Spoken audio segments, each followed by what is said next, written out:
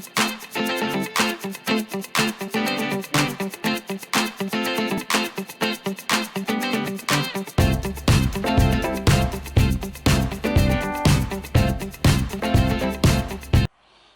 good morning everybody, this is DearMamaSal, and I thought I'd show you that my rose tree seems to think that it's spring. One of my rose bushes. How do I explain that the worst may be yet to come? Well, good morning everybody, this is DearMamaSal on a very foggy Thursday morning. Yay, Thursday! For those of you who don't know, I don't work on Fridays, so Thursday is my Friday. I want to tell you that it is a funny looking day. The fog is probably down to half a block. You know, the visibility is down to about half a block. It's 2 degrees here in southern British Columbia, which would make it 36 in the US. I hate to say this, but this is what I consider to be a typical, or from my memory way back, what was a typical winter day in British Columbia when I first arrived 20-something years ago. But I don't know if you guys have noticed that, but the weather patterns have definitely changed. And now this is an exceptionally weird looking day to me. We've had so many bright sunny days this winter already that this is quite abnormal rather than normal. So I hope you had a good day yesterday.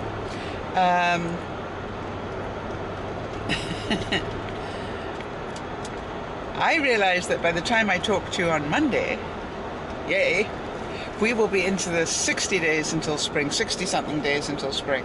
Now that's, really getting there. If I stretch really hard, I'll just about be able to see it over the horizon. I like that. Never mind. I still am very grateful for the fact that I have the British Columbian winter rather than, let's say, the winter in a lot of other places. Washer fluid. It's in the trunk. Not much use in there, so I gotta buy some more actually. So, life is good.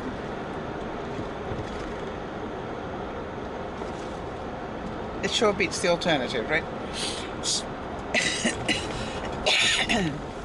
I've got a busy weekend ahead of me. For example, tomorrow when I do the first broadcast, I'm going to come off the first broadcast, and then I've got my friend Marnie, that some of you know, coming. I'm going to help her with something that she needs for a application. So she asked if I could help her with that, and I said I'd be delighted to. And then on Saturday, I have got my friend, the Nearly Doctor, coming. So it's going to be a busy weekend doing stuff other than just DearMamaSal. Now, I was very proud of myself. I gave myself a 10-minute challenge last night to just tidy up some of my living room, dining room, because it really is a mess at the moment. It's not going to be tidy by tomorrow, but I mean it's going to be tidier by tomorrow. That's what I'm working on, if any of you relate to that. And hopefully by Saturday it will be a whole lot tidier. I'm very grateful for the fact I'm not a flag person working on the construction site that I've just passed. It is, I would think, cold, damp and nasty. Mind you, driving rain would make it more so, so I suppose that they're grateful for the fact it's not driving rain. There's always an upside, right? Alright, now I need to have a little rant, if you don't mind. Because it's, I just need to have a little rant. Yesterday, I picked up a message from home. My I have my cell phone and my home phone both linked to the same mailbox, so if something drops into my mailbox at home, because it's the same one, if you like, my phone will tell me. So I picked up this message from my mailbox, and the conversation went something like this. Hi, my name's Hilda, and I'm from Wheaton, and I just want to let you know, and please could you phone me up at 6.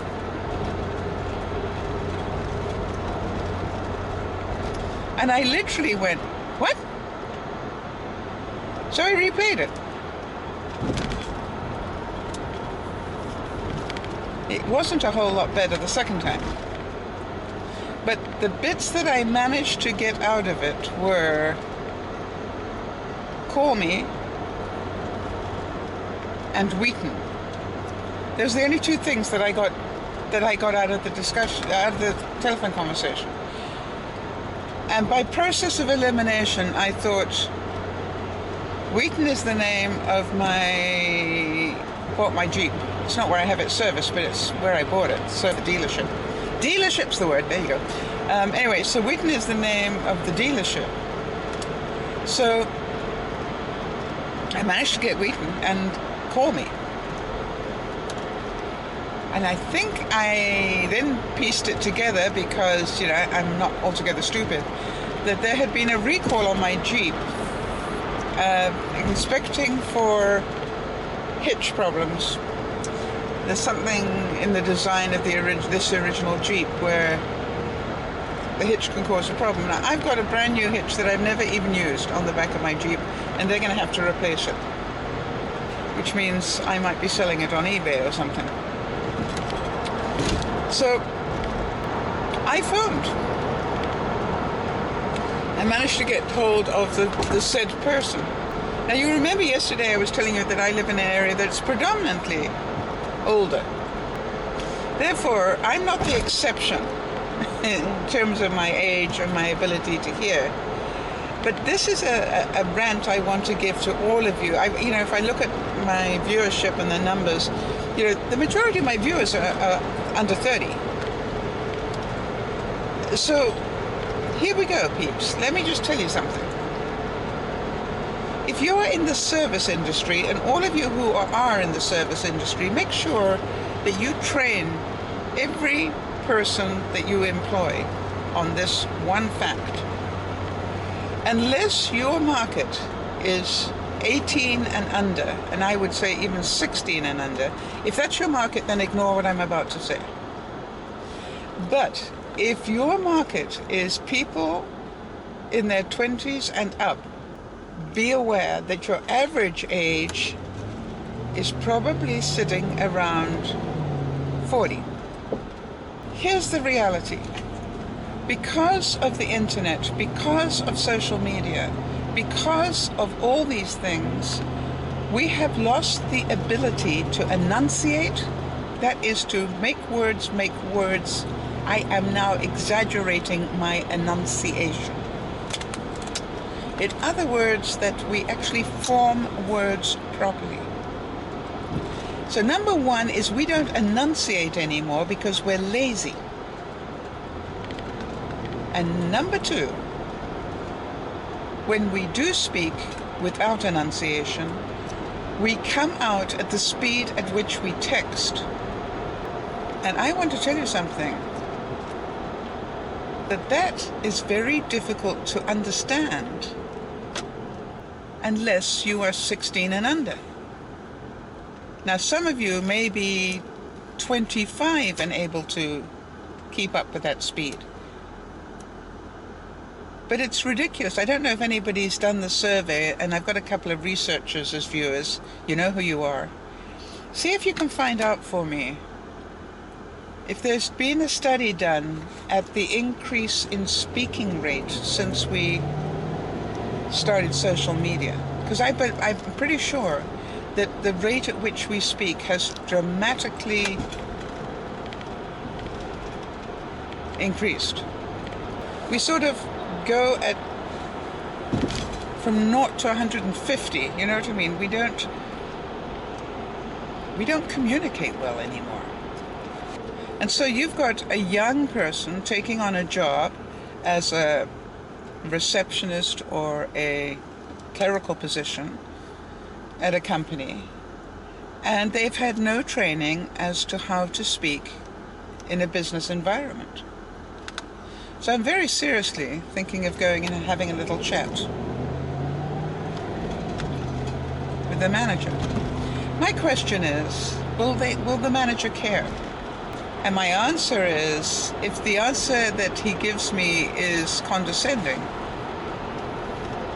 then I will know not to take my car there anymore.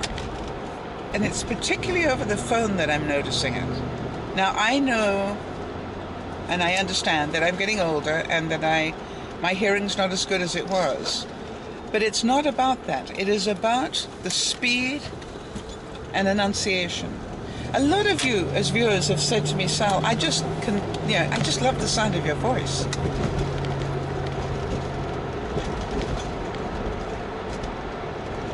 And I really thank you for that. But you know, I didn't come upon this voice by accident. I know that sounds insane, but I literally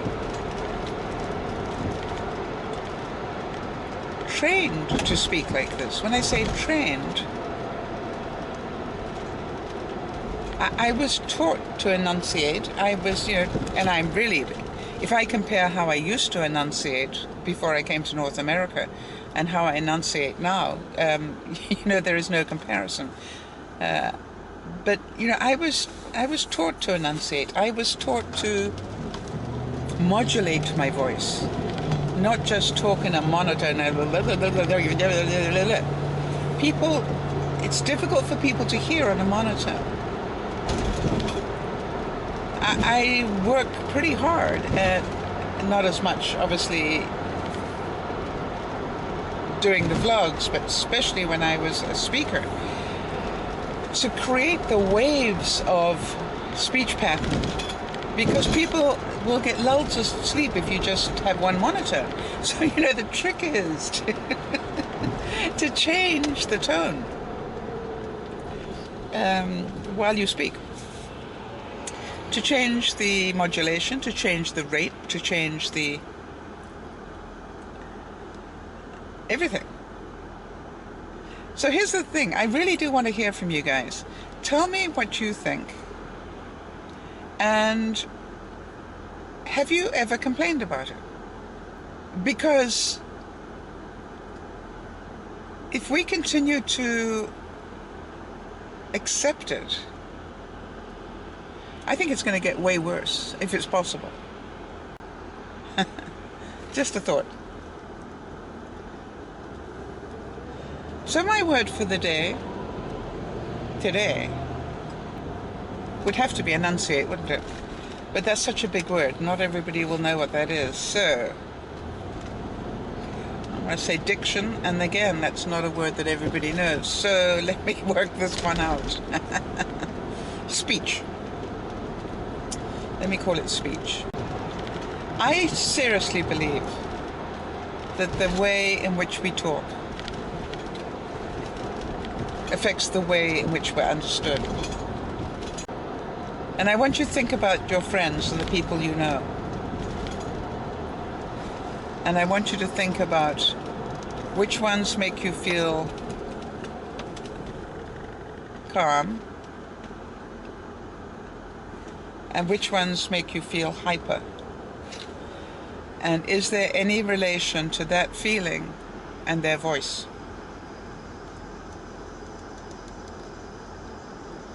Think about your favorite actors or actresses and think about their voice tones.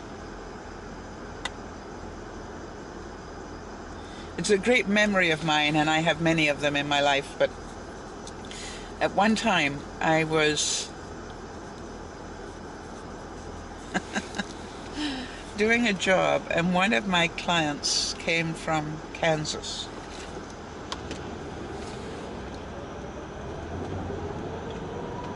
No, he came from Arkansas.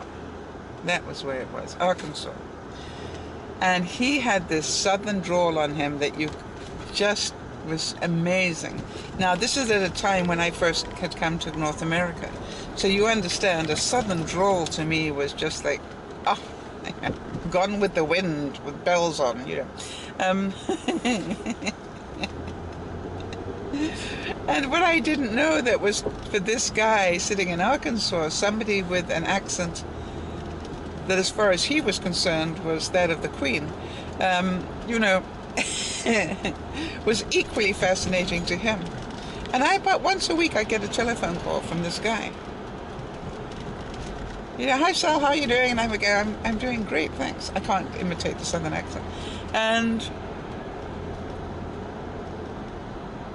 it was so cute because, you know, I'd wait for him to tell me what it was he wanted. And it wouldn't be anything. He just said, I just phoned to listen to your voice. Yes, he said, it would cheer up my day. So, thanks, Sal. I said, it's my pleasure.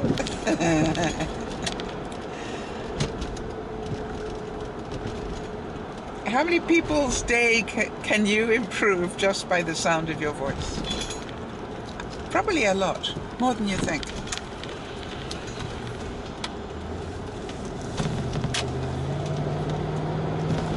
Give somebody that pleasure today. Don't text them. Don't email them. Phone them. Of course, their first reaction would be, what's wrong? And just go, nothing, I just wanted to hear the sound of your voice. It's been a while.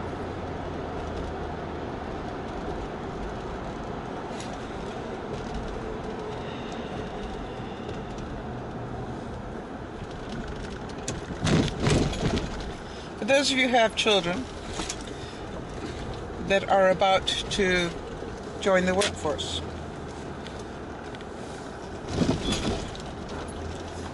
do them a big favor. Teach them how to talk to, if you haven't already, which hopefully you have, but teach them how to talk to adults. Teach them the speed at which to talk to adults so they'll be understood. Teach them manners if you can. If you haven't by now, it's probably too late. But here's why.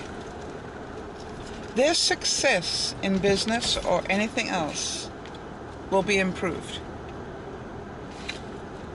It is my experience that other than talent, well-mannered people who can communicate well do better. It can make up for a lot of things that are not so good. So give them that advantage. I always say that to the young people that I train, and I train one a year. I always say to them, don't underestimate the power of good manners. You'll be amazed where they will take you. This is Dear Mama Sal saying have a wonderful day. Speak to be understood. Bye-bye for now.